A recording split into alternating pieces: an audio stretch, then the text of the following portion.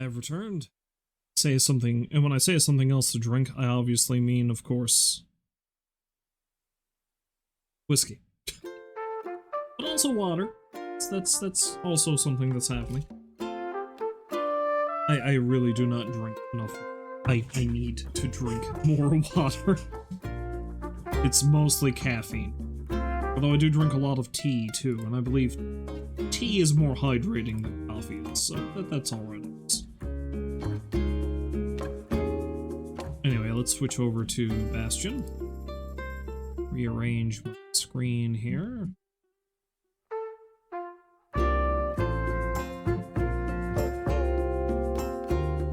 So let's have a big yawn. Yes. So tired all the time. The other night I got 3 hours of sleep. And you would assume that would have meant I went to sleep early last night. Nah, still 1 o'clock in the morning. So maybe the whiskey will put me to sleep. I guess we'll see. Anyway. It's good. It's Bushmills, in case you're curious, which is my favorite type of whiskey. I really got into drinking it when I was in college, and it is quite frequently my default. Good old blended Irish whiskey. Anyway.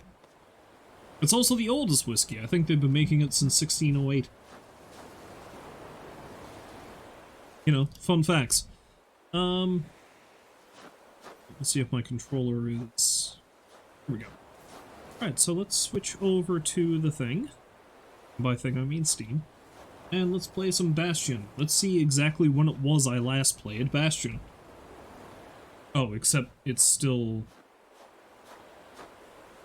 the Animal Crossing stuff is still playing.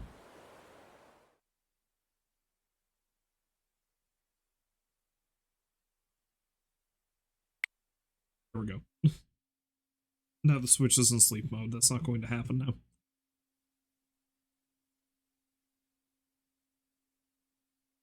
So, I last played Bastion on January the 11th. So that's more than... Yeah, that's over 2 weeks now. Okay. Well, let's get back into it and see what's what, shall we?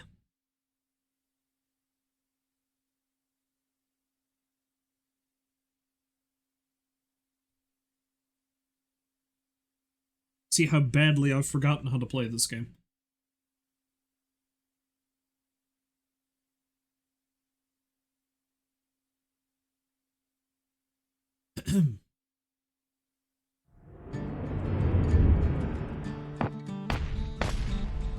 Well, also, and I've completely forgotten the man's name, but I remember commenting on how the narrator sounded a lot like Ron Perlman. It is not Ron Perlman, which I kind of figured. It is, instead, if I just went into the credits, I'd probably be able to see it here, but let's just look at it here. It's a guy called Logan Cunningham, is the narrator.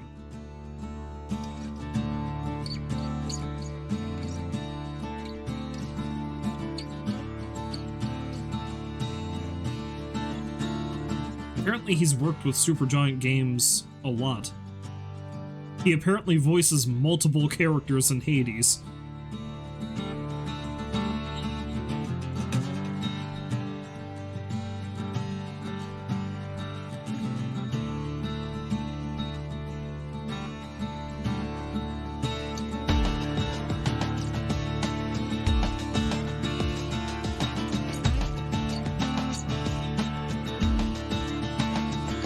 He just mostly works with this studio, I believe.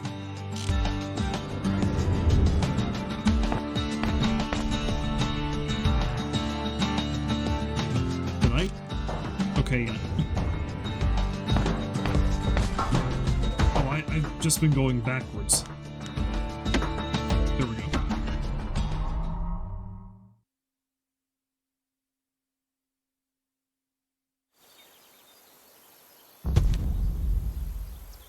Bonk.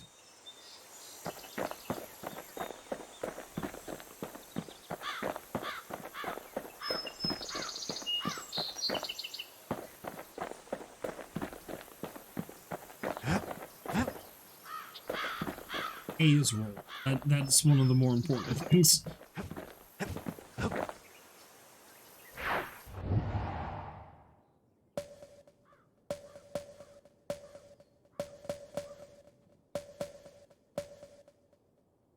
Fifth or Cineric should be nestled by the shrine to the god of commotion and order. There's Pith Orchard, built in honor of the bull, and folks like Zulf who pray to him. Well, alright then. Let's fly!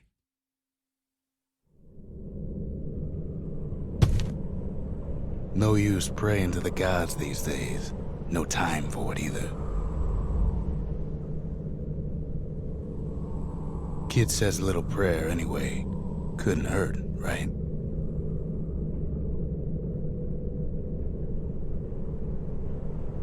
I like that apparently I'm just resting here as opposed to falling face first as I have every other time I've gone anywhere.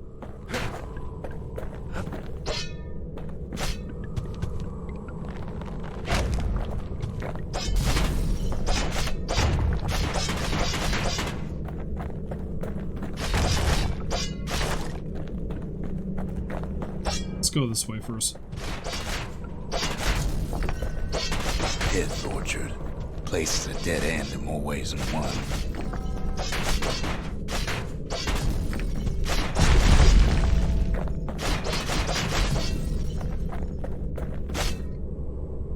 The gods ain't gonna catch you if you fall. I don't know why I did that. I don't know why I felt like I should do that. Folks used to make pilgrimage here to pay their respects to Pith, the bull. Well, the gods are long gone now, and the orchard core is long gone too. Seems Pith ain't much of a watchdog.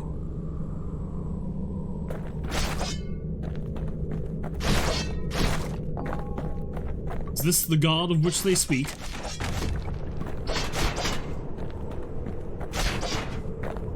Presumably I need to wind them up or something.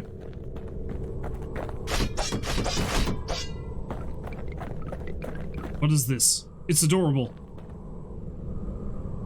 Plush Pith! The gods don't care about trinkets, but the kid ain't no god. Machine-stitched likeness of the god of commotion and order. As the people of Solandia grew more self-reliant, they grew less fearful of their gods, and turned them into commodities.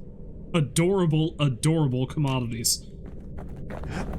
I would love to have one of those myself, thank you.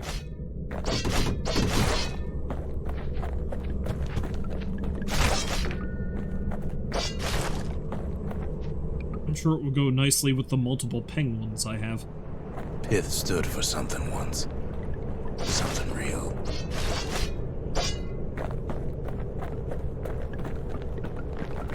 In time, though, the bull stopped being a symbol and started being decoration.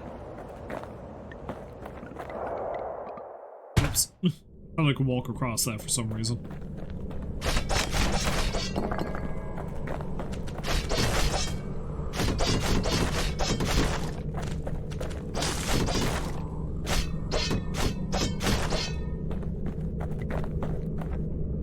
Something coarse.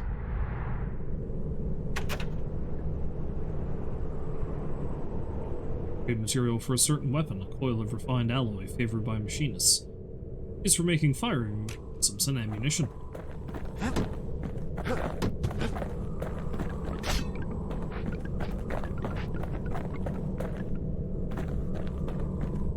For some reason I thought I'd be able to go down that way. Makes a decent scarecrow at least.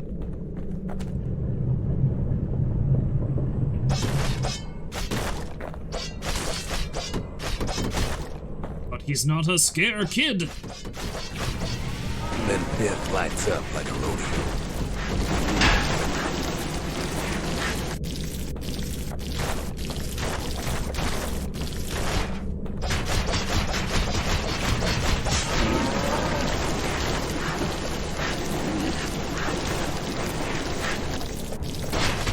Ain't easy punching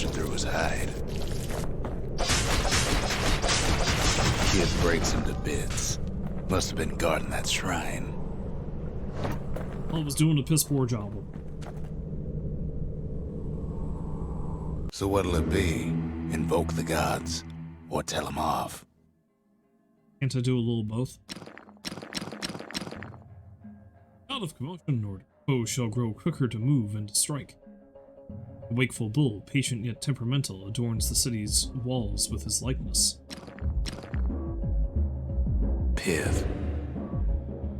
Yeah.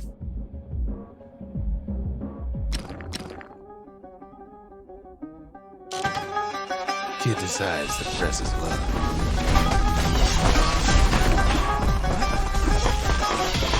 Well, if the gods are alive, they must be plenty sore.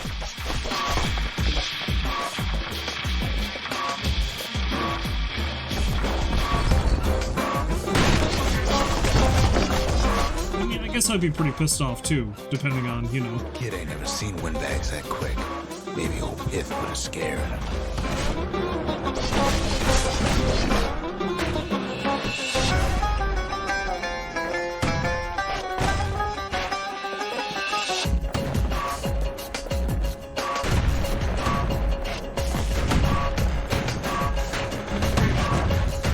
He wants me to heal, I say nay.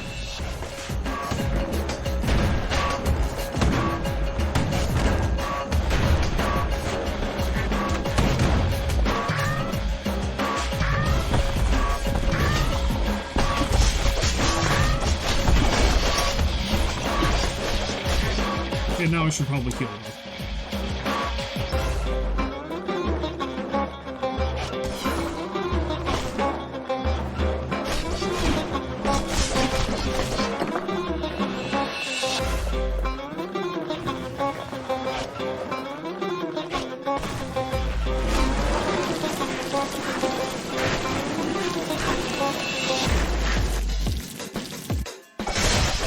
Kid passes Pith's trial, and he's richer for it.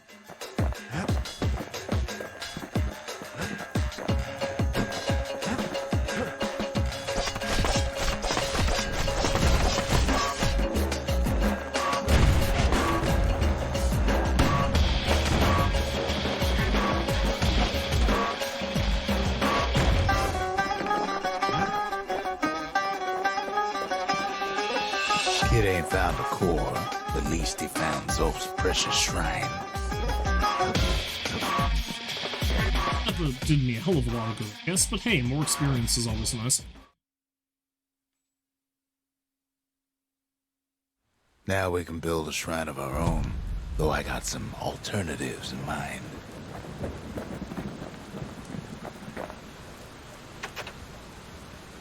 There's Pith.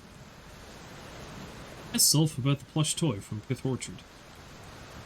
Hang on to this, the Ura people worship the same gods as us after all. Zolf doesn't touch the thing.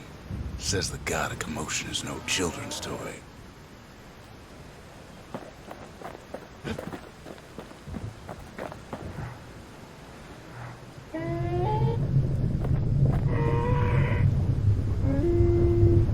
Turn him round and round all you like.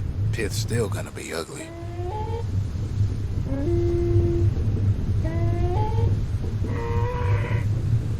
You know, I suppose his front is not as ugly as that gear sticking out of his ass.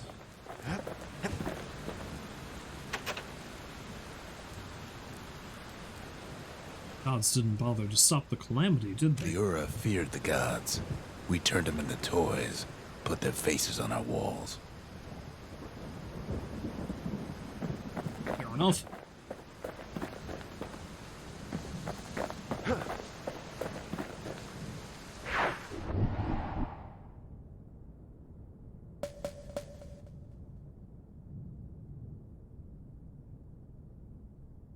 You emerged unscathed from Bullhead Court.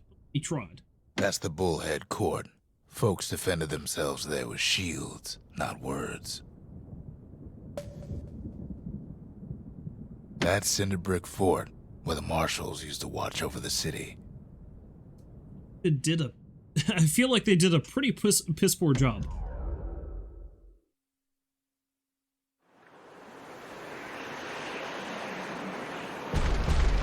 There's only one way to cinder brick portal. The hard way.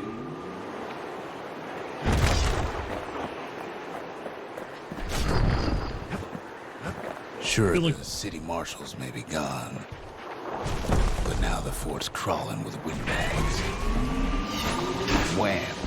It's ready for the windbags this time.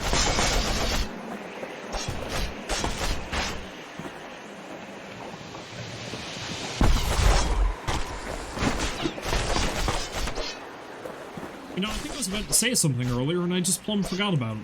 How about that? Been that kind of week, I guess.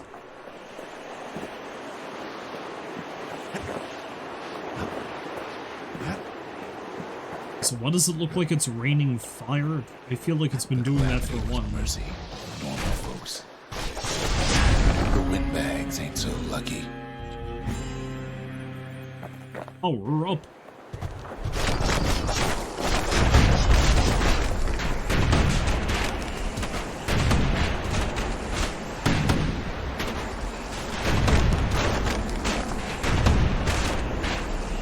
I do like how I seem to be just damaging them by doing this. Ah! They've been left to freeze or starve or face the kid.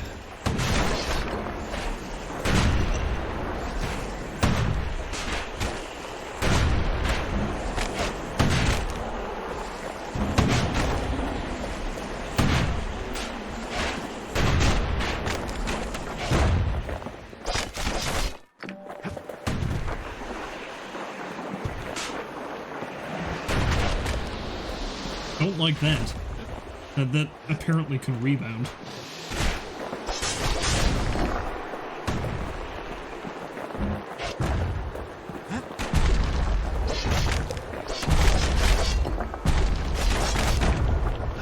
I feel like I should probably switch over to my hammer again soon.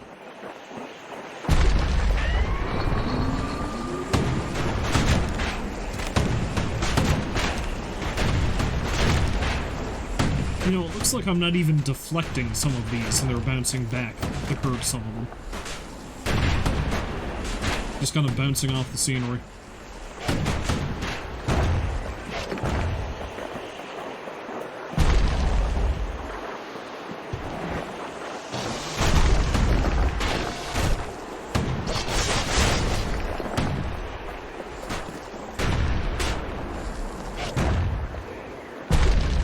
I'm taking so much damage. I never did say I was good at this game. Well, windbags young and old keep fighting for the fort.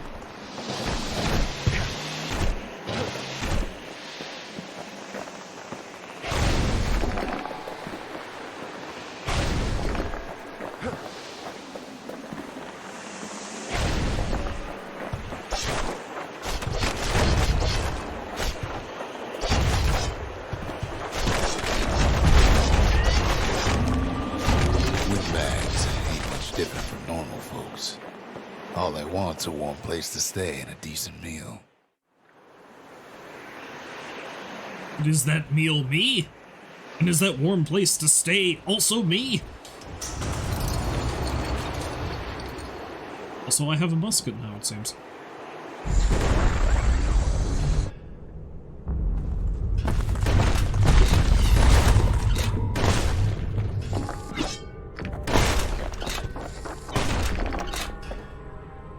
I like this. I like that I have what seems to essentially be a shotgun now.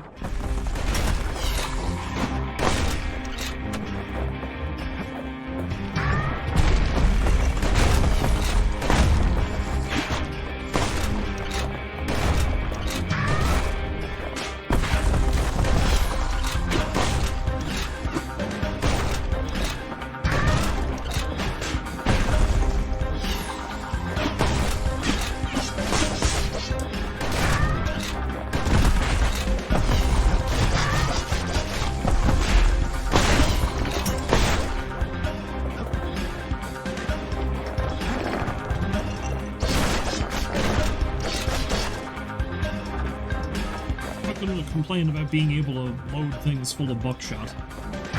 Look at Calamity drove the windbags topside. A lot of them wound up here in this very fort.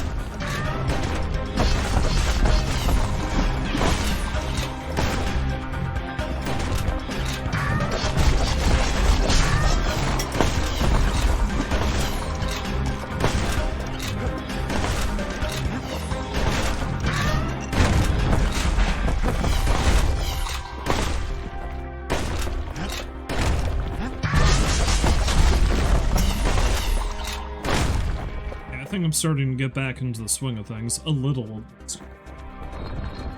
Could have been minding the business underground like in the old days.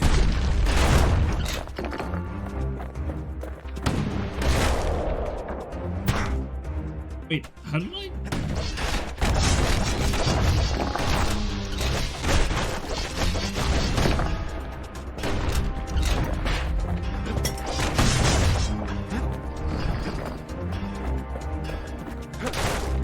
I think I may have fallen down because I came over this way just before that floor formed. I think that's what happened. Windbags can't use martial supplies, but the kid sure can.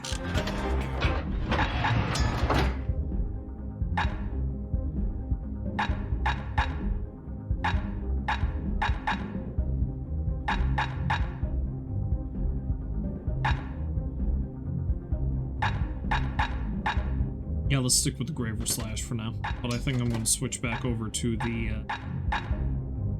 Sail Hammer.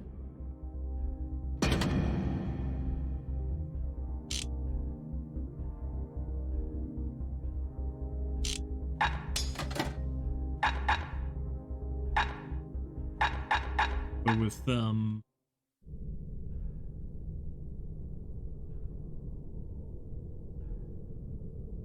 do I want to do Mirror Shield, maybe? Nah, let's do Whirlwind. There we go, let's try that.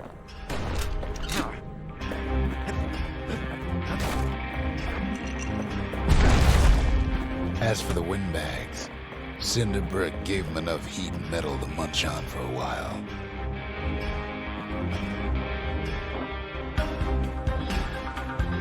Well, the fort ain't theirs by right. Can't blame them for wanting it, though.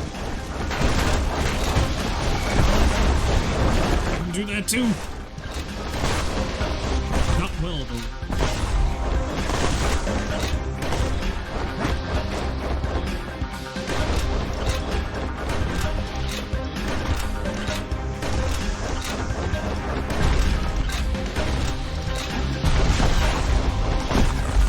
So many of those sorry things hold up inside that old fort.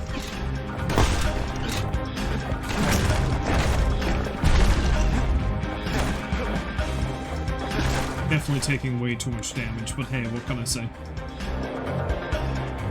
Falling off the edge of the map does not help, especially since I thought, hey, I can go over there, right? No, I can't. Guess we'll heal.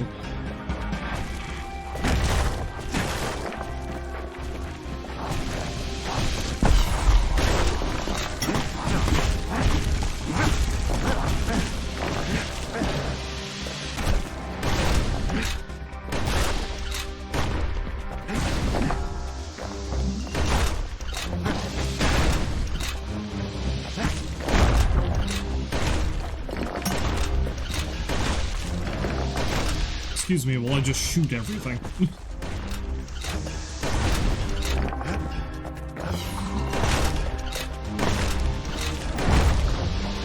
This is my boomstick after all.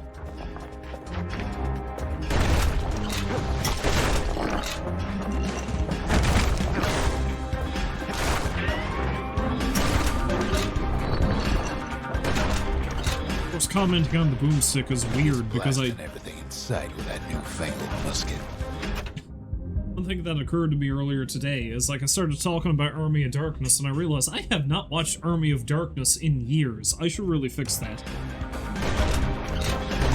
Because I used to be able to remember the exact speech that he made when he said the famous "This is my boomstick" line, but I can't remember anything beyond "This is my boomstick" anymore.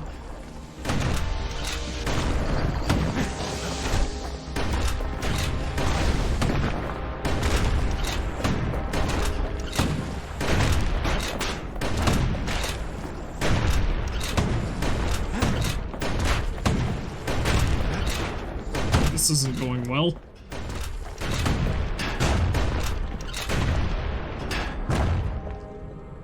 Okay, I am now remembering that perfect timing with blocks do counters.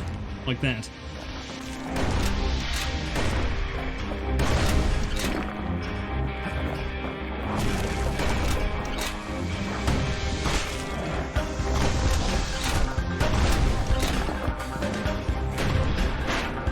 That's not perfect timing. That is, though.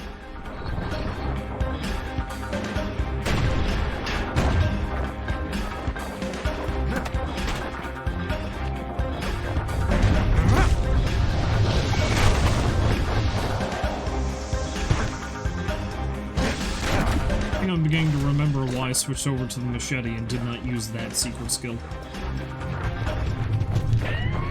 Security is plain gone haywire. Windbags gummed up the works.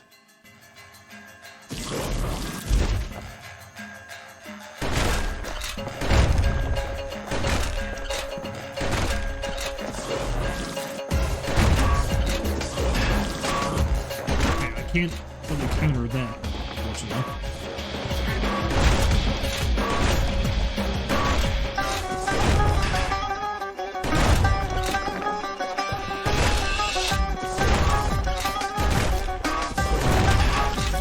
This thing does not do a lot of damage if you're too far away, which makes sense because it's essentially a shotgun.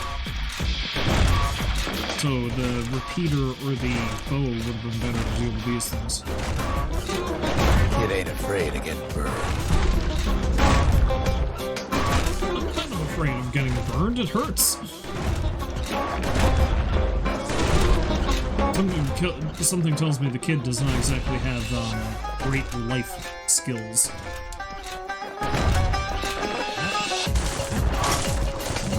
They trapped the kid in the middle of the force parade grounds.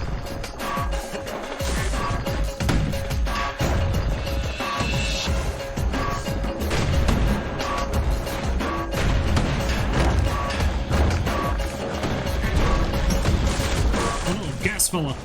Then they bring out Glutus and Glandon. All their scumbag uncles.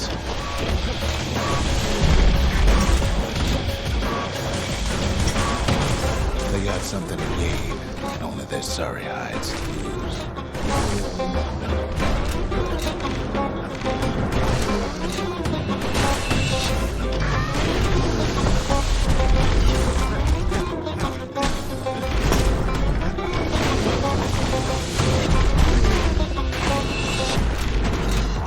Like this.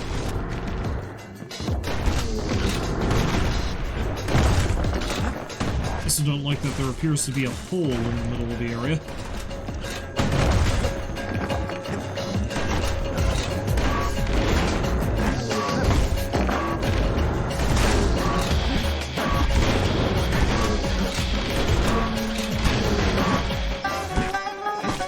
The uncles go out with a whimper.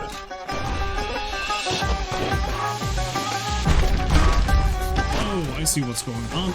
They're destroying the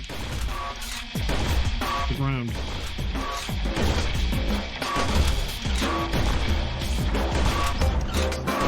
Kid takes down Glutus. Maybe it was Glandon. The windbags finally get the message. That was a relatively rough one, that.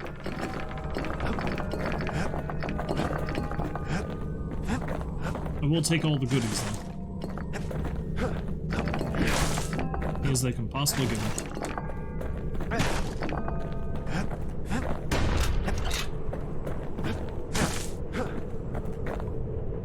Kid used to dream of getting a marshal's badge, but not like this.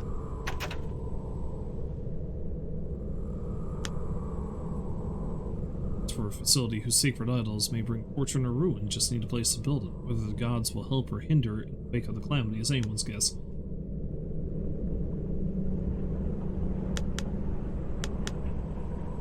Prestigious symbol of the city's law enforcement. The city's citizens respected and admired the marshals for their unwavering dedication to preserving peace and justice. The sky wasn't a welcome sight after all that. Now ain't nothing left for nobody down at Cinderbrick Fort.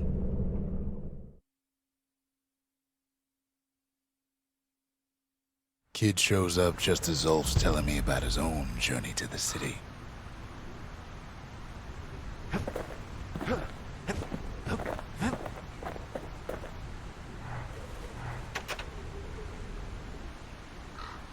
Even smoking. Marshal's badge. Did the marshals ever give you a hard time being an Ura and all?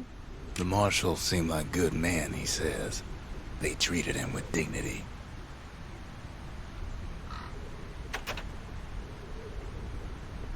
Zulf about his smoking pipe. Did you get this? In the city, they used to say this stuff was very strong.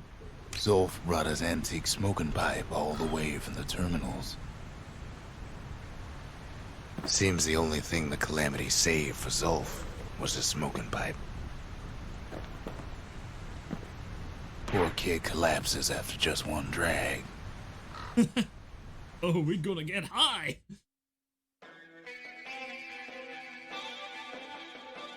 The past. Only good thing ever come out of the past is history. We have flashbacks now.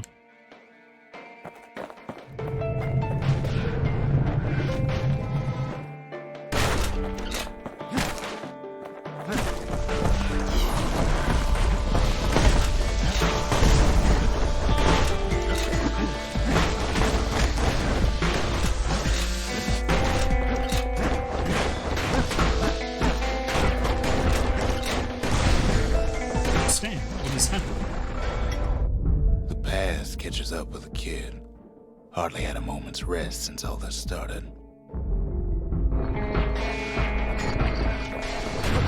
Team reflections remain? What does that mean?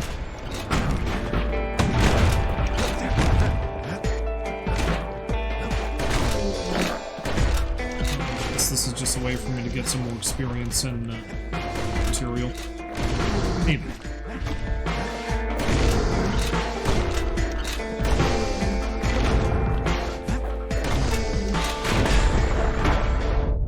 Fair to say he's led a hard life, supposing what he says in his sleep ain't no lie.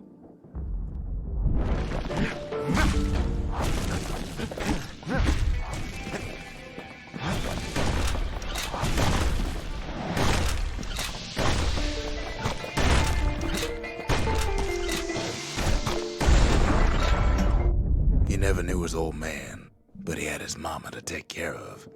Frail thing with pure white hair like his.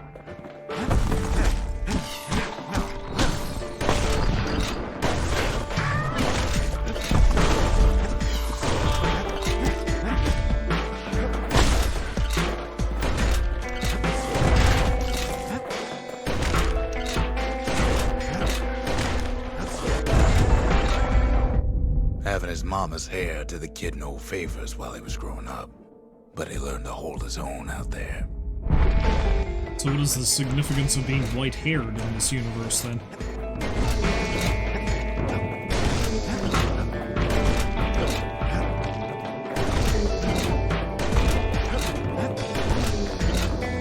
Nothing good, apparently.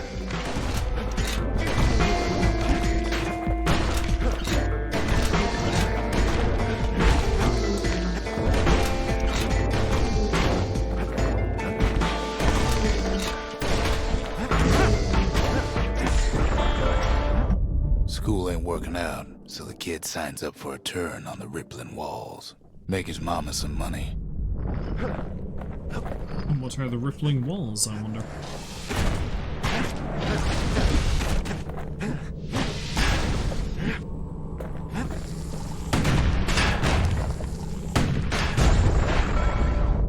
Thanks to folks like the kid, the walls kept Ceylondia safe from whatever's out there. The elements, the Ura, you name it.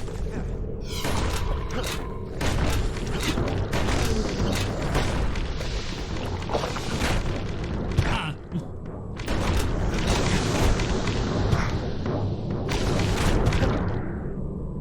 I'm like this.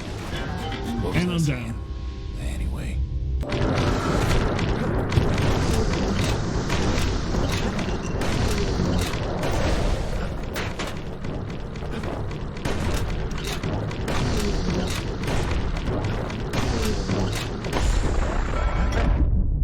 the kid done his time, he hurried on home. Turns out his mama's time was done too.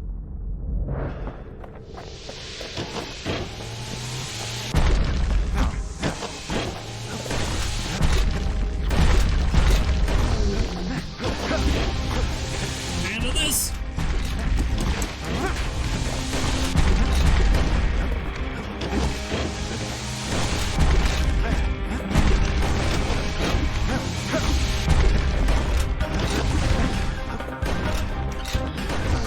This fellow is so big! Oh, not that tough. Surprisingly not that tough. The city had nothing for him. The money he'd been sending home was nowhere to be found either. Hello, Rolls. Welcome back. You have returned. The feeling in your hands? Not so much. It is quite that cold, eh? I think we're supposed to get a giant god-awful mess of snow and rain. I can't remember how much it is. It's supposed to be a lot. I think it would be the equivalent of 40 to 60 centimeters maybe by the time it's done, but it's going to be a mix of snow and rain. It's happening overnight on Sunday, I believe. So am I going to work on Monday? Who can say? A lot can change between now and then. Oh.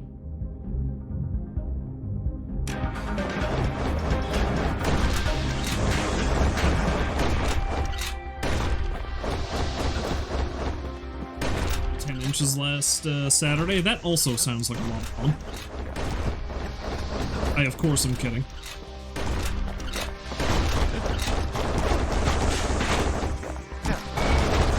You can spin too. Don't think you're special. So what'd the kid do? Why, he went right on back to the walls for another 5 years.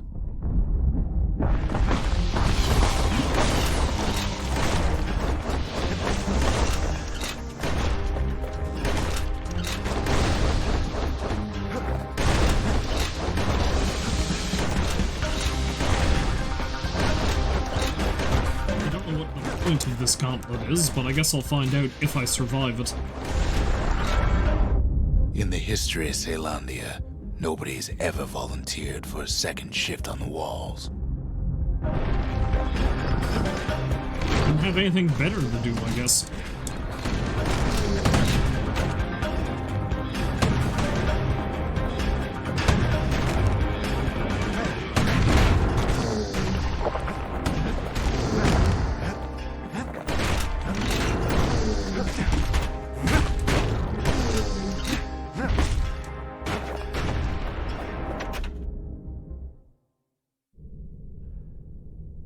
Narrator is amazing. He is pretty damn good. And you I believe missed it because you weren't here at the beginning of the stream, but I remember last time I streamed this saying that he sounded a hell of a lot like Ron Perlman, but not 100%. And that's because it's not Ron Perlman. It's a guy called Logan Cunningham. And most of his work is voiceover for video games, and most of that work is with this particular studio, Supergiant. So he does a pile of voices in Hades and Hades 2, because as I learned from someone who stopped by last time I streamed this, Supergiant is still active and made those two games. Out there, kid learned to fend for himself. Learn to build. Learn to break.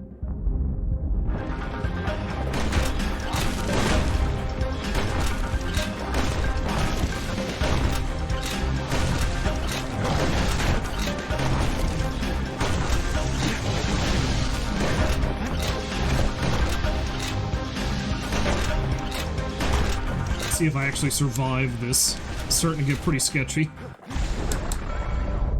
In time, the kid earned good standing with the marshals. They trusted him to scout out farther than anybody. The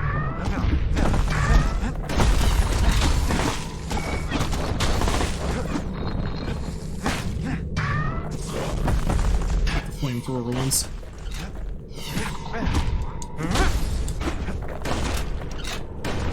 If I had a bow, I'd be able to make short work with them, but I can't really get close enough to do much with the shotgun. I call it a shotgun. It's technically a musket.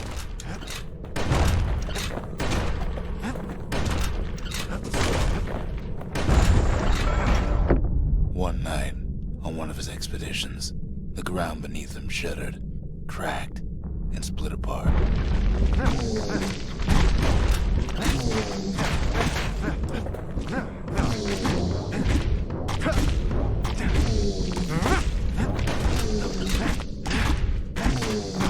Oh, I can counter those gas things too. I didn't realize that. It's good to know. He saw nothing where the world used to be. The calamity happened just like that.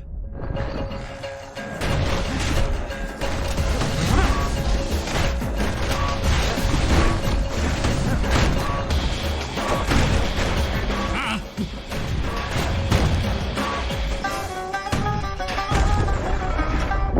All the kid had to work with was his hammer and the clothes on his back.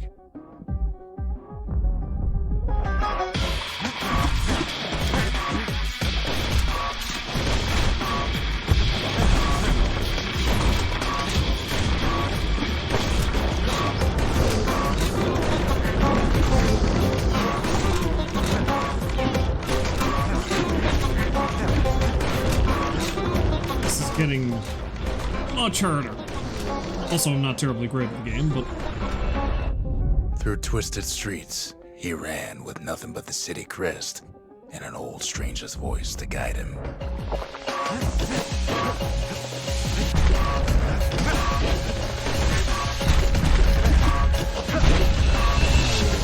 big boy.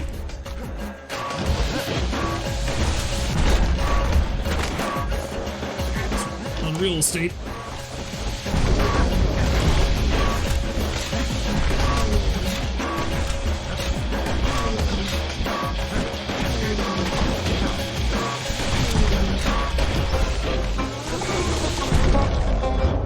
And I caught him. And I just got hit like a son of a bitch.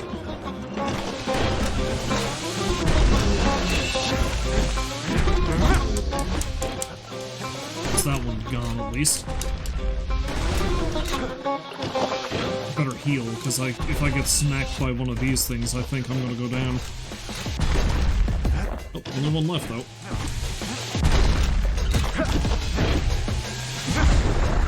Woohoo! Well, it finally arrived at Caelondia's vaunted safe haven. He and no one else. Except you, old man.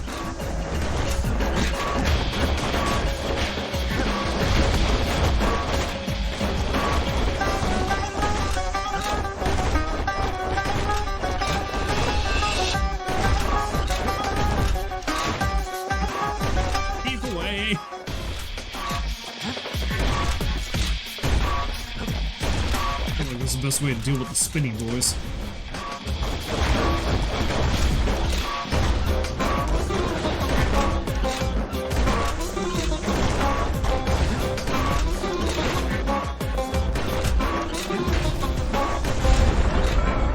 Oh boy. But then, all he got was more left? thankless work from a man who ain't even asked his name. That's a good point. He has not asked my name. Oh, I'm almost there.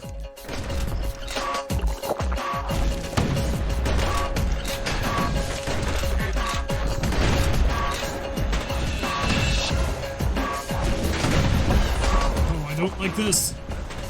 These are bad.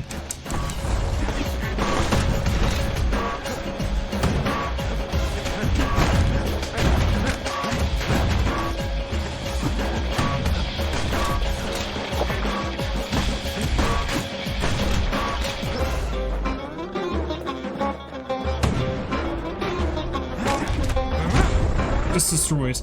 Sure, I may be the one who dreamt up the walls and the Bastion, but the kid made them real, not me. You dreamt them up, you said. And I'm out of healing items. And there's a bull. Don't think I'm gonna make it. I think I'm at the very last one, and I'm not gonna make it.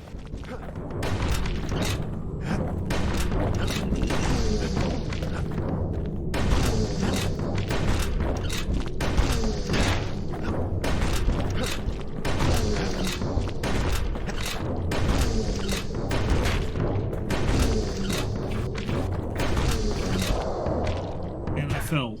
And that might be enough to kill me. Oh, shit. Ah, shit. Let's go back to the Bastion. Try that again later. That did not end well.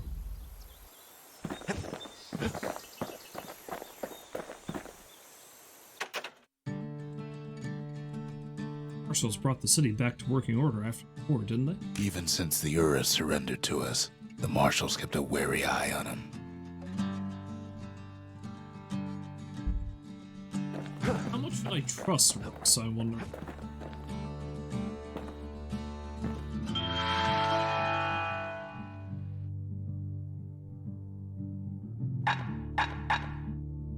Stabsynth!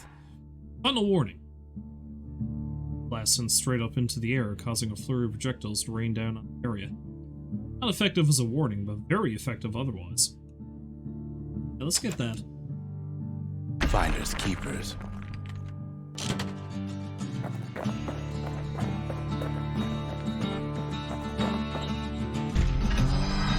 Zolf's travels ain't much compared to what the kids had to go through for all this.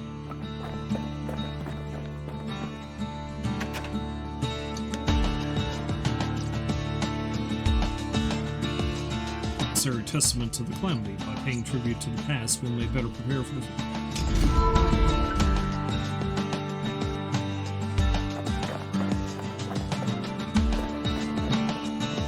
So what is this exactly? A memorial. Where a kid can pay respect to the old world and earn it in kind.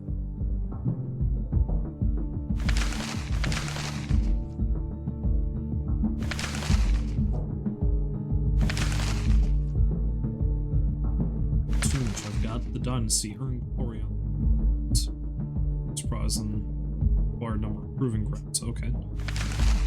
Culture, discover the lost mementos. Gain the required number of mementos strewn across the countryside. The service, learn secret skills. Gain the required number of secret skill techniques. The country, restore the land piece by piece. Raise the required number of land pieces through travel and exploration. Oh, Jesus. The mercy, vanquish creatures touched by the calamity. Defeat the required number of species of beasts. Commercials, show surpassing skill with the scrap musket.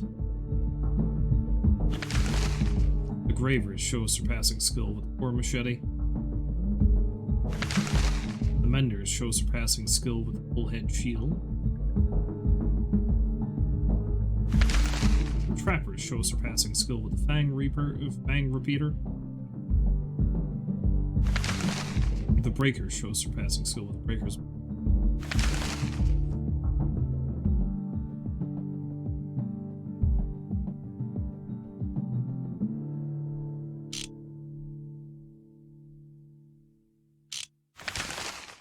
The valediction.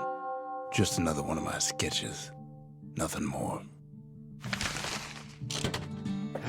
Words can't express what happened, but they're all I got.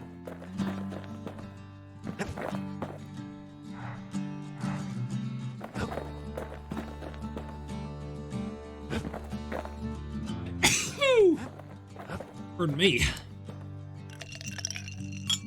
Oh, I have a new thing I can get.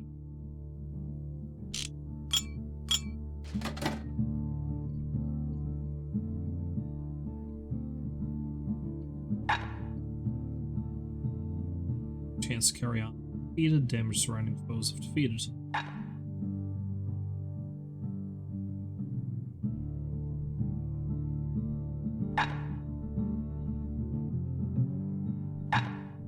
Considering how frequently I was below 33% health during that challenge, I feel like this is a good one to get. Scentless yet very brisk beverage of boiled rattletail whisker used to revive patients in triage centers. Where whiskey has no scent, but tastes like a peppered boot heel, it's not for everyone. It sounds pretty badass to me, though. I'd drink it.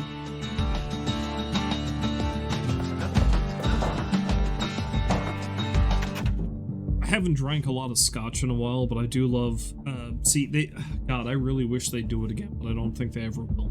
They used to have an event here every year in around November or so called Whiskies of the World, and you just pay for a ticket. I mean, ticket would be usually around $100. But with that $100, over the span of 3 hours, you'd be able to eat as many snacks and drink as much whiskey as you wanted.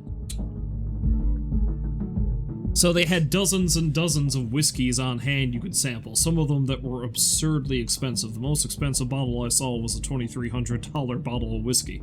And one year they had a full roast ham just in a carving station that you could go over and get little pieces of on some bread. It was great. Chocolate, they had chocolate set up one year.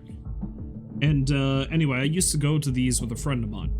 And I believe one time we had, I cannot remember what it was, but it was a really good scotch. And it was one that wasn't like super expensive, but it was still something that cost like a couple of $100. Hilarious that I declare that as not being super expensive. But anyway, they gave you these little guidebooks so you would see what was there. And they also gave you little pencils so you could make note of, you know, the ones you liked. So the thing me and him noticed is by the end of the night, our notes were getting incredibly indecipherable or confusing. So anyway, the next morning when we checked out the books that we had, and we looked at the one he had, next to this really good scotch we both remember trying, he just simply wrote, "Tasty fireplace," is what he wrote. And then we thought about that as like, that is exactly how you would explain a good scotch. Like, that's what a good scotch tastes like. It tastes like a tasty fireplace. So anyway, that's what I think of now whenever I think of scotch. I think of scotch as being a tasty fireplace. And now you know my story.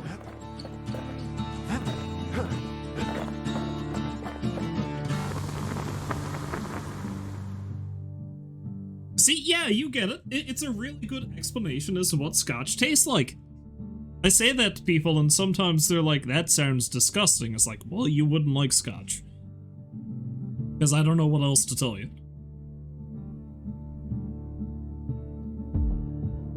Hell, honestly, it's been a long time since I've had any. Scotch is one of those things I can't actually drink a lot of. Gives me heartburn, something fierce. Tequila, on the other hand, tastes like sadness and regret. Tequila is one liquor that I have trouble drinking. It's gotta be mixed in something just right, and that's the only way I'll have it. Like a really good whiskey or a really good rum, I can just drink that straight up, but, although I don't drink as much rum anymore either, because I just find it too heavy.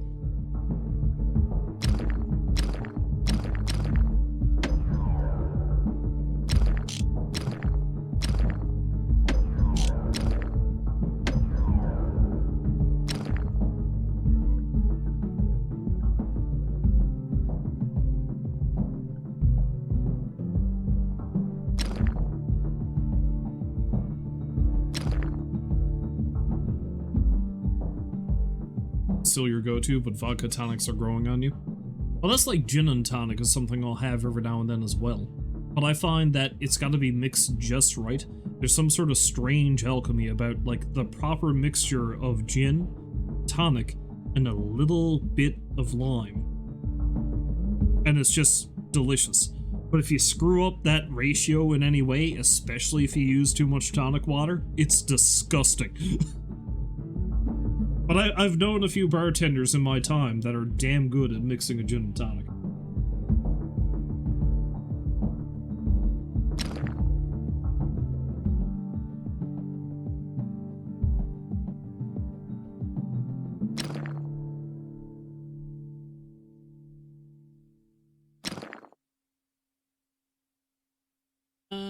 Go with a rifled barrel for that. You want to tune a scrap musket, you start with the barrel.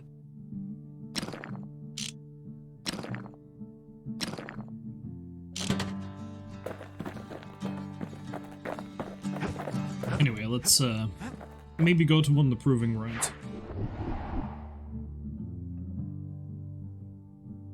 Sounds like your morning coffee. You've got the perfect blend of half and half and coffee that you like. The only thing in the kitchen you can eyeball and get the proportions just right.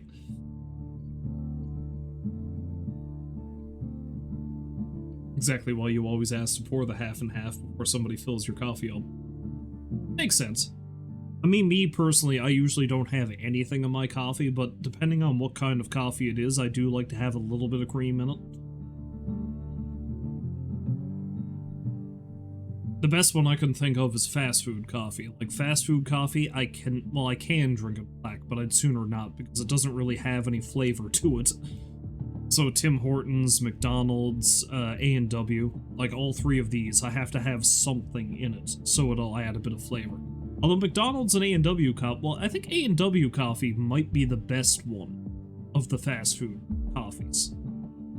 Which is sacrilege, I know, because Tim Hortons is, like, so iconically Canadian. But I'm gonna be honest with you, Tim Hortons is not that great. And it's definitely not been that great for the last 15 years. There's another one called, there's another Canadian fast food coffee chain called Robin's that I actually like better. Well, depending on the Robins.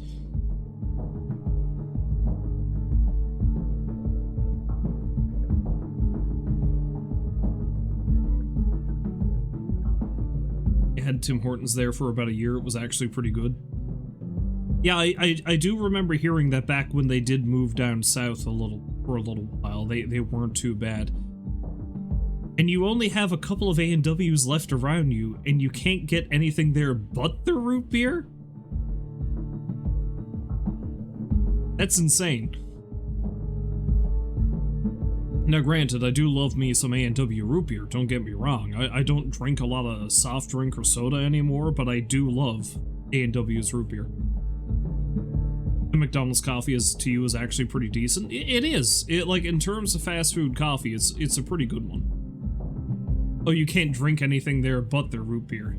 And their food is meh at best. I don't know, it's funny how that kind of is the differences, right? Because I know for a period of time here, A&W was pretty bad. But it's actually really good now. Well, I mean, as good as any of the fast food joints are. And it kind of depends on which one you get, too. Because I think the A&W... There's a few different A&Ws in town. But I think the one that's on Torbay Road. Now, of course, this would mean nothing to you, because you've never been to St. John's. But the one on Torbay Road has really good onion rings. They usually cook their onion rings really well. And they're seasoned just enough. I'll be honest, the onion rings is largely why I usually go to A&W. That specific one, though, I remember back when I was still in college. I think, so that would have been, Jesus, to make me feel old. That was about 16 years ago.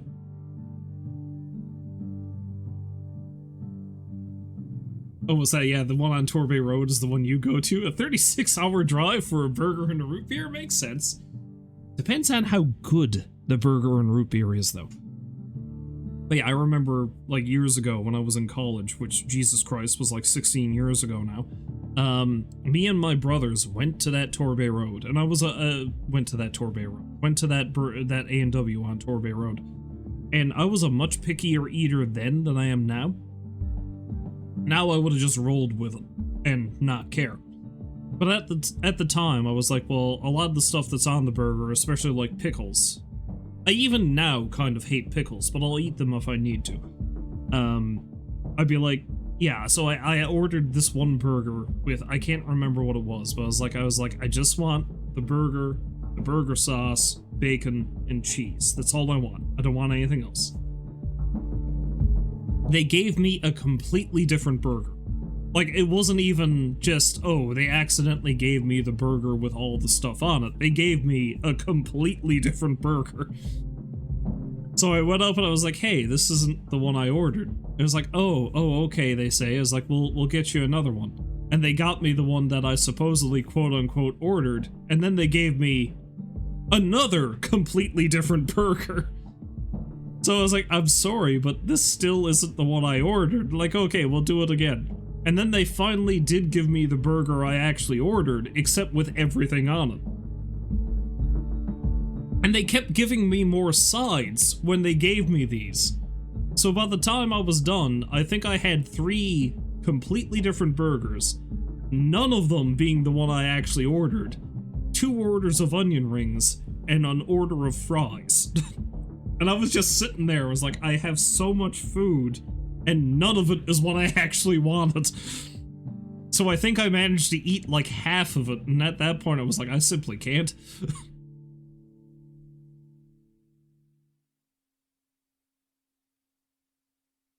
You're the world's least picky eater. You love pickles, absolutely love pickles on burgers, but you hate the pickles on McDonald's burgers for some reason. Okay. See, I feel like I really need to actually try pickles again. Because I know there's different varieties of pickles, because you got your dill pickles, you got your butter pickles, there's so many different ones. I feel like the butter pickles are probably ones I'd be okay with, because I don't think they're as intense of a flavor. It just adds a little bit of acidity, and that's about it. So that I think I'd be pretty good with.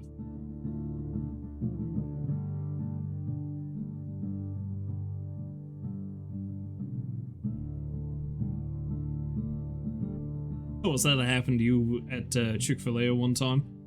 Went through the drive-thru, they handed you a bag with like 6 sandwiches in it, told them it wasn't your order. They said because they handed it to you and it was in your car, they couldn't take it back, so you wound up with 6 plus 2. Well, I hope you had some people you could give that away to, or, you know, if not, your lunches for the next week were taken care of, I guess. There is that.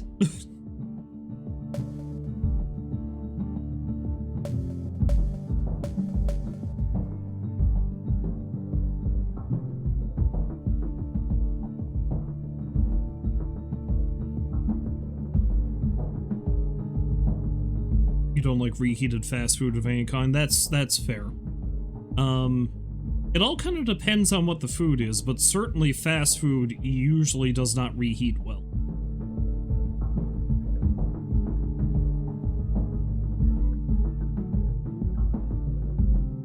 Ever since we got an air fryer a couple of years ago, I've found that reheating stuff like that in the air fryer is actually kind of better than doing it in the oven. But even then, it's still not as good as it would be if it was fresh. Talking about all this is actually making me kind of hungry now, so I'm wondering if I should order something to eat in a minute. I shouldn't. I really shouldn't. I've spent too much money this week. But all I'm thinking about now is food. God damn it, what have we done?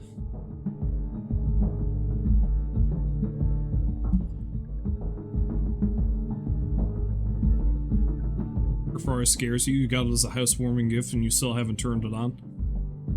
But there was a period of time where our oven was busted, and it wasn't anything really big, but it took a while to fix it. So for the better part of a year, the air fryer is really all we had, the air fryer and the stovetop, so I really got used to using it. It's pretty good for many things. I attempted to bake bread in it once, because you theoretically can. It did not work out well. Did not bake evenly at all, so that's one reason why I'm glad the oven is back. But no, it's good for several things. We also use it to replace our toaster, and I'm kind of thinking about getting another small toaster. Because you can toast bread relatively well in the air fryer, but personally I'm not a huge fan. I kind of like my toast to be crispy in a certain way, and the air fryer has not really been able to replicate that. But overall, it's a nifty little device. If I'm being brutally honest, I do not clean it anywhere near as much as I should. I've really got to get better at that. But, you know. Either way. Anyway, let's actually see what some of these challenges are, shall we? Solandia's marshals fine-tuned their muskets and planned their patrols here. That's Zolwood Grove. A nice, quiet place to show a musket a good time. I don't know why that description was so strangely erotic. Food talk always derails games. Oh, like I said, I actually ate before I started streaming. Now, granted, that was almost 3 hours ago now, but I am starving again now. We're talking about... Jesus Christ.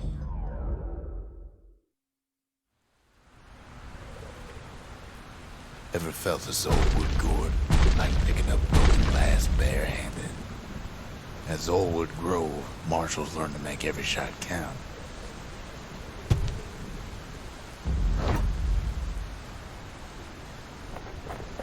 Destroy all targets in a few shots, you say? The trick was to pop all those nasty gourds without wasting ammo.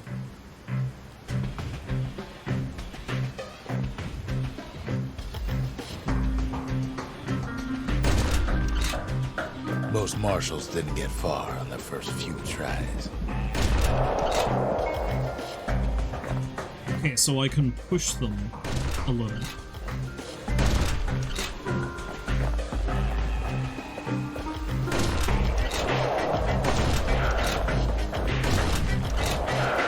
Had to catch a bunch of those gourds in a single shot.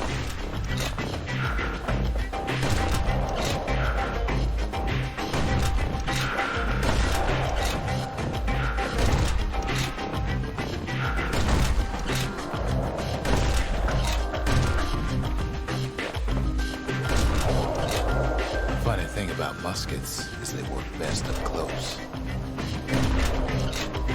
Okay, so it seems like one of the things I can do here is kind of push them all to the edge and then push them over. It took a keen eye, not an itchy trigger finger.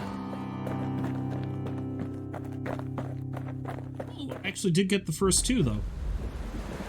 15 shots or fewer.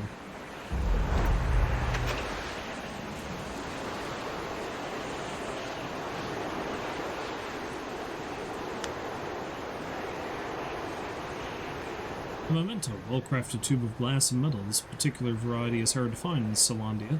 It's said to be popular among the Ura people. Something foul!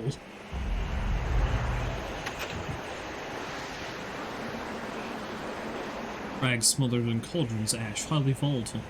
Its rank-smelling fuel lasts long and burns clean. Let's try it again. Kid takes a little personal time for just him and his favorite musket. I don't know if the fact that just was spelled without a T is a mistake, or if it's just to replicate the way he said it. Hard to say.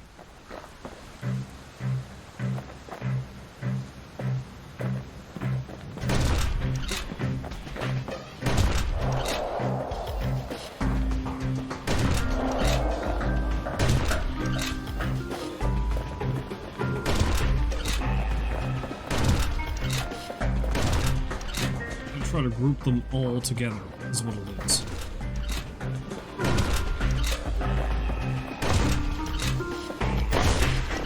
I don't think I'm going to get it this time. To go around, even now. Marshals like to fine-tune their muskets to get better results. I'm close. I did better, but it's still not great. Try it again. The orchard grew over so quick, the marshals made it worth clearing out.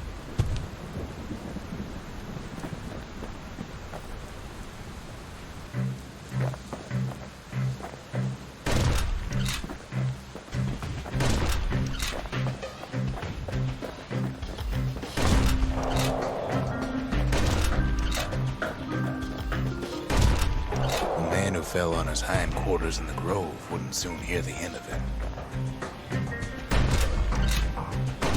That was a wasted shot. That was also a wasted shot.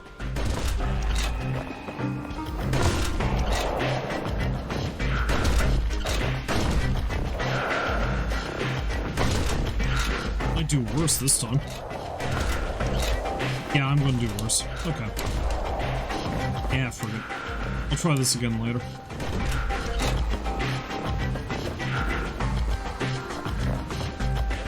I want to leave. Won't you let me leave?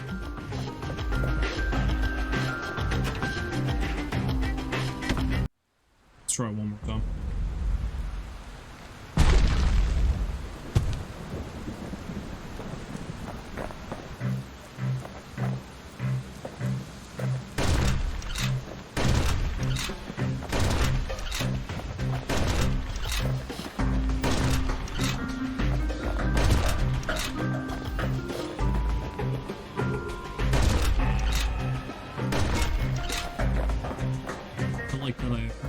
stand 2 troops.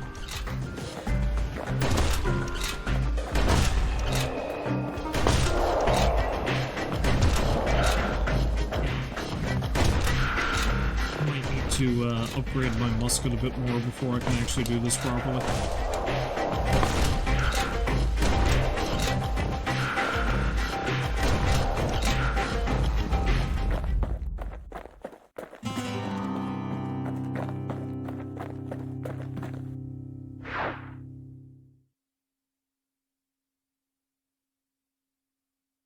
Marshals did more than just stand around shooting, of course. You sure about that?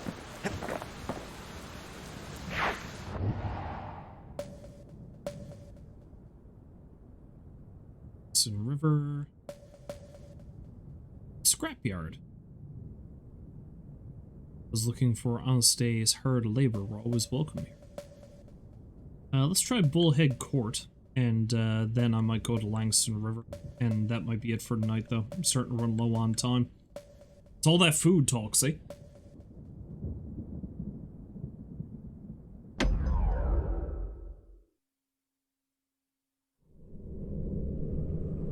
The accused always got a fair shake in Zealandia.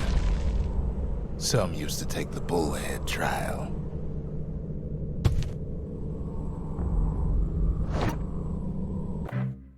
Survive the trial without taking a scratch, you'd walk away a free man.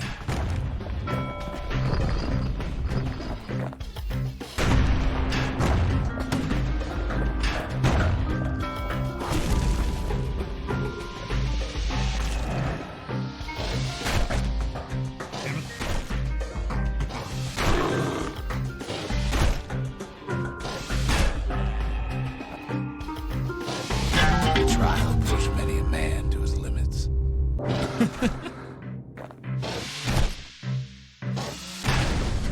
The bullhead trial taught folks 3 things. First, good defense is a good offense.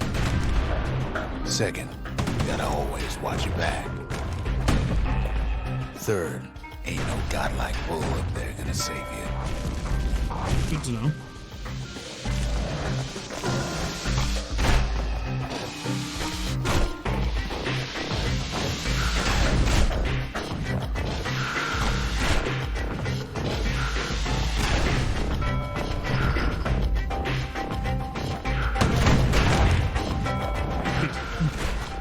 Shit.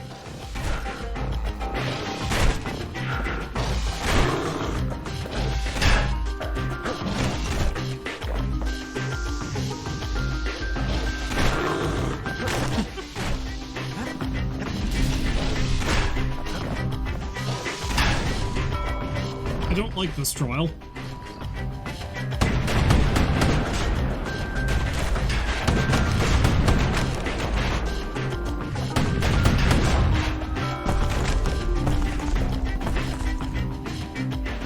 I thought it was just going to be fighting against the turrets, but I guess not.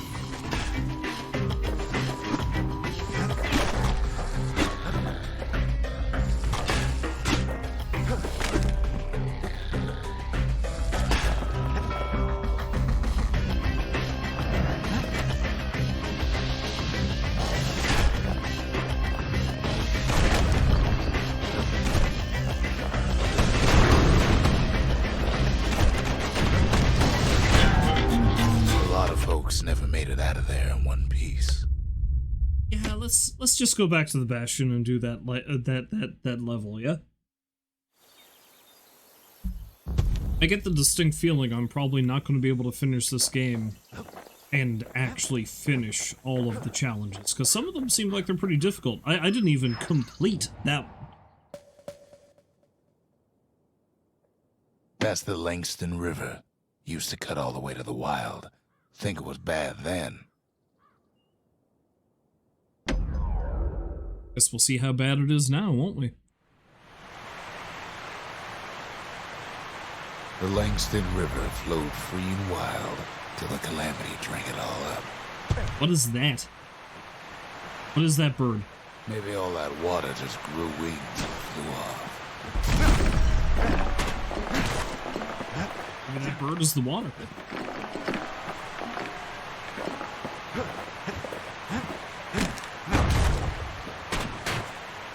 Yeah, let's walk right into the thorns. Prove how capable I am. Incredible lack of self-preservation. Bags.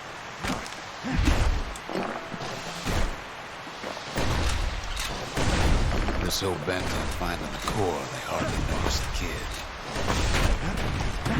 They're noticing me enough. Lucky for him, a certain famous ferry barge is still afloat.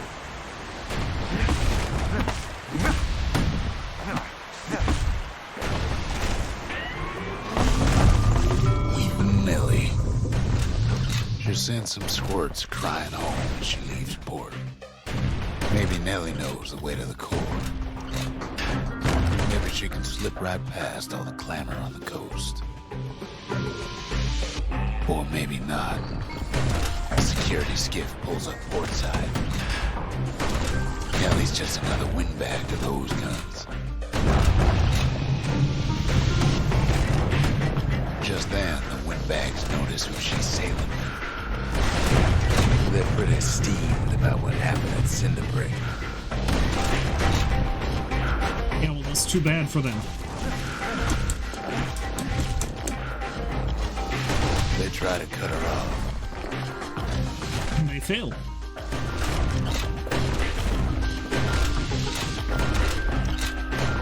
They try to slow her down.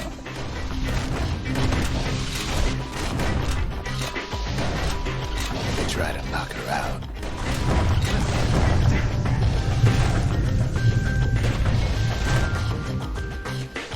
Well, Weepin' Nellie tries harder. Try as she might, she hits a snag. Kid's gotta help her get untangled. Favors for favors.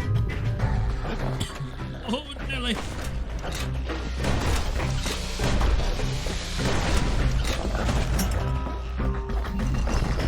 I'm making excessive use of this musket. At least she picked a good spot for a break. The core's right there.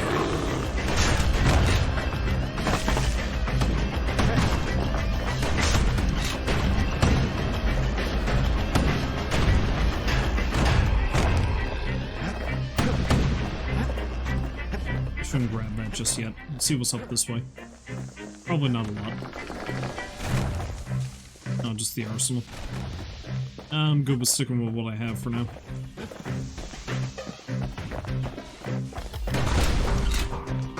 Bye-bye windbag. Then the kid hears an unusual sound, like 100 flapping wings. They have their own eyes on the core. Why? Well, kid ain't got time to think it over just yet. He finds Weepin' Nellie raring to go. Oh wait, they're friends. Surprise from when the water's getting rough. She's gonna need a little help with all the peckers. Crafty things. Pecker was in chat earlier. He's already left. Rest of us No, only not wish that we could Pecker. fly in times like these.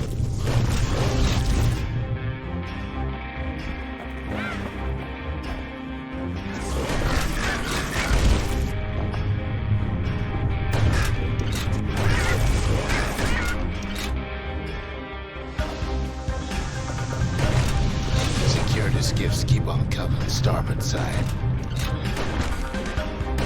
Don't seem to care what they shoot, as long as they hit something.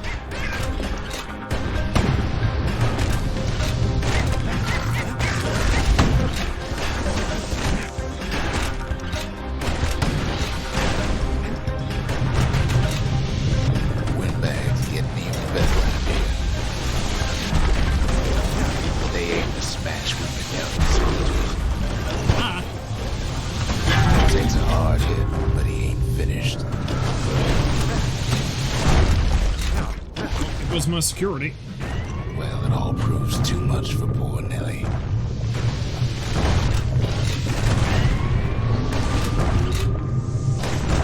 Oh, Nelly! Come on, Nelly! She's just gotta make one last stop. Do it, Nelly! With a last breath, Nellie gets the kid to solid ground. Solid Vanilla. ground in Pecker country. They want that core real bad. Seems a calamity ain't hurt the Peckers' appetites. Kid shoes them off. No one left it back. Know how many times kid nearly fell off the barge back there? Well, he already did at least once. Couple times.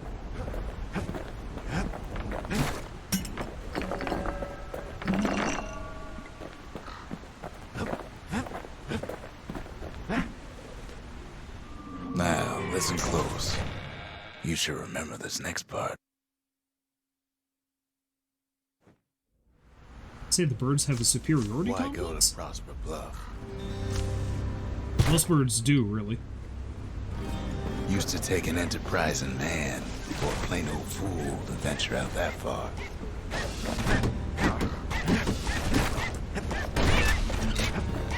Okay, so the birds are fighting the gas fellas for some reason. Oh wait, no, that gas fella's a friend of mine. Never mind. So not for no It was reason. the most beautiful place in the world. We all knew that.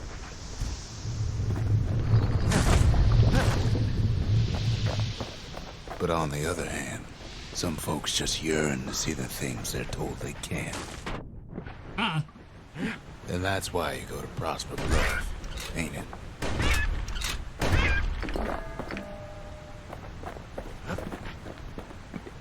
Maybe learning some deep secrets about how this place is actually really shady. The city was not as great as we all thought it was. That kind of The thing. kid hears something he ain't heard in a long while.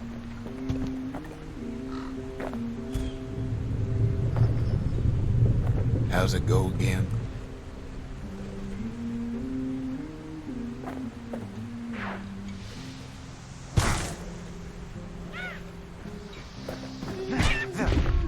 Yeah, that's the one. Ah!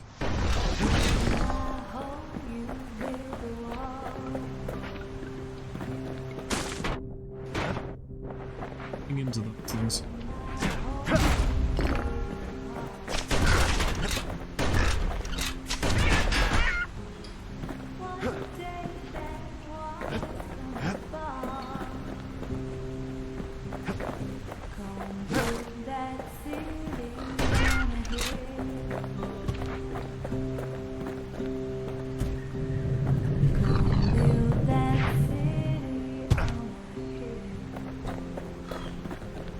So it was a little tune. Nice.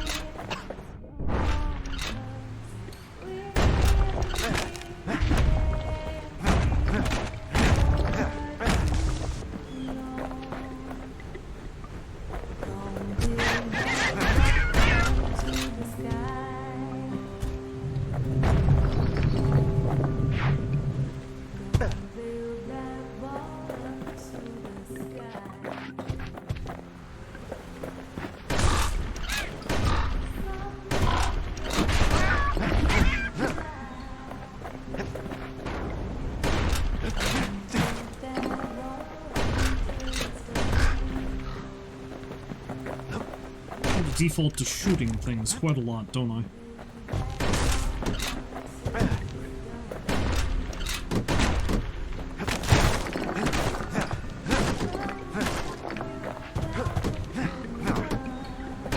My gas fella friend. He's probably dead. Let's be real. Poor fella didn't look like he was doing all that great.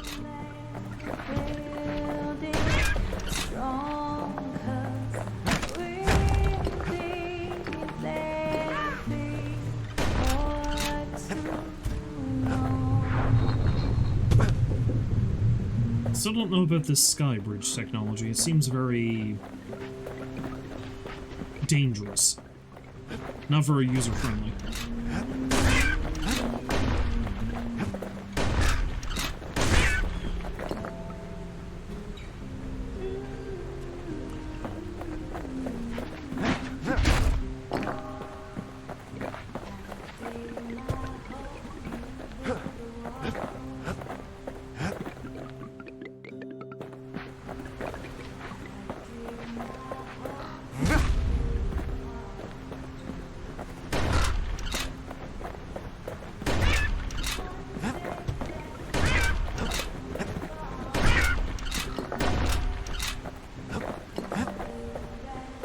Looks like I got a couple of places I can go to. Let's try this way first, I guess.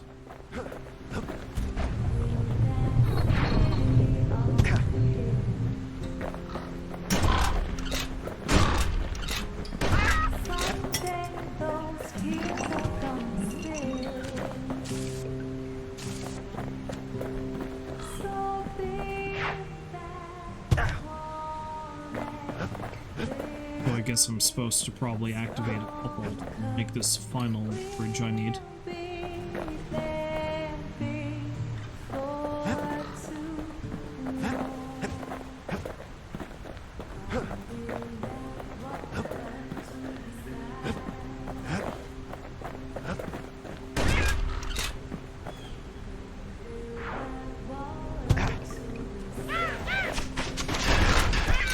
Sons of bitches!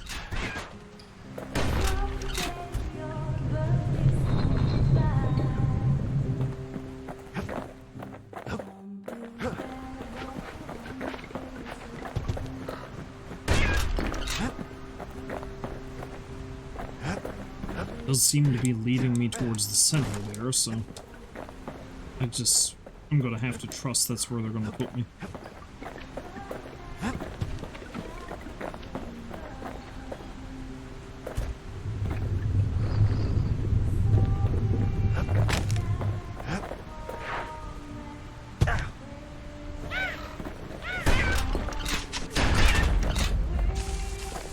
Yes, game. I know I need to no point explaining what happens next, right? Is there not? Suffice it to say, kid ain't coming home empty-handed.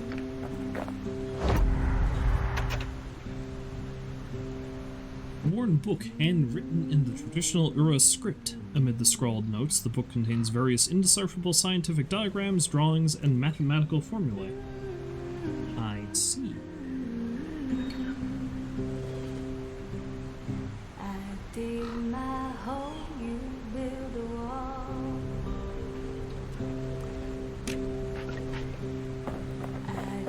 And besides, it's like the song goes.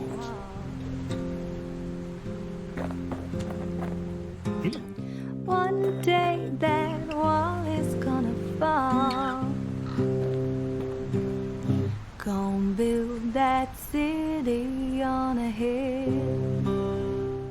They'll be here before too long.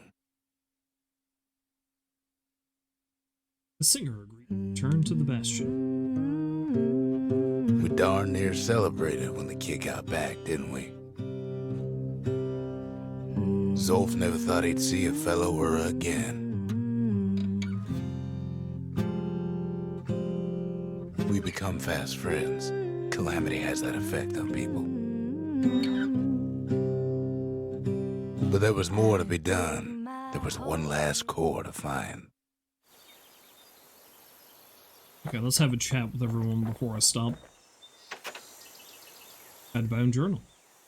What do you make of these drawings and diagrams? Isn't this written in your native language? A scientific journal written in Zolf's native tongue. He learned so much from it. Too much. Can you read any of this? Do these charts and formulas mean anything to you? If only I'd known half the secrets of the Calamity were tucked away in that book, I'd have worked to translate it right away.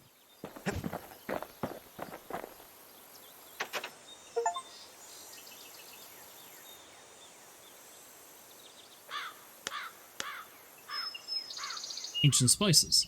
Eating this stuff was like a rite of passage in the city. Did the Ura like it? Most of the Ura never got a taste of Caelondia's fine goods, unless they were born and raised in the city like Zia here.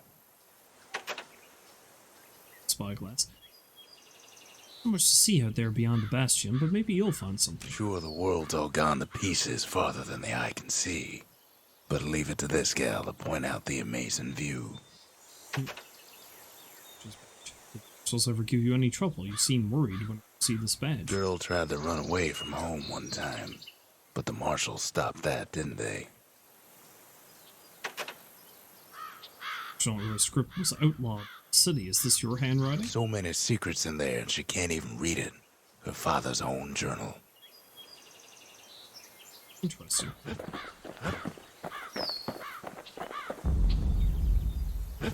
Oh. Forgot I had another core. He's surprised when I tell him there's only one core left. I shouldn't have believed it either. Yeah, that seems a bit too soon. I doubt it's all gonna be sunshines and roses.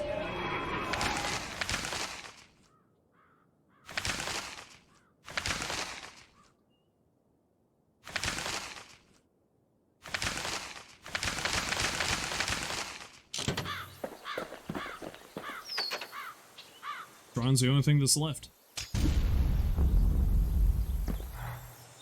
Behold, the Pantheon.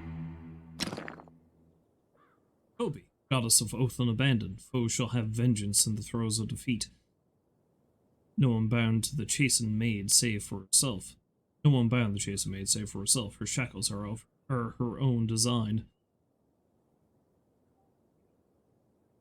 I don't know what that means. A Kobe.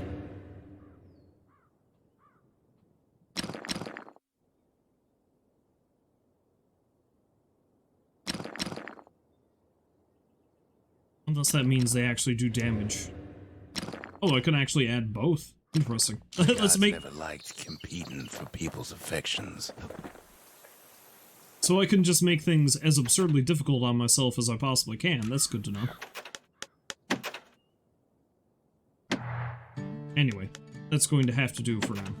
But no, we're making some progress in Bastion after 2 weeks of not actually playing it. Anyway, if you happen to stop by to watch, I thank you very much for doing so, and hopefully you find folks to join me again next time. But until then, as always, I wish you a farewell, and I hope you have a great night. So long for now.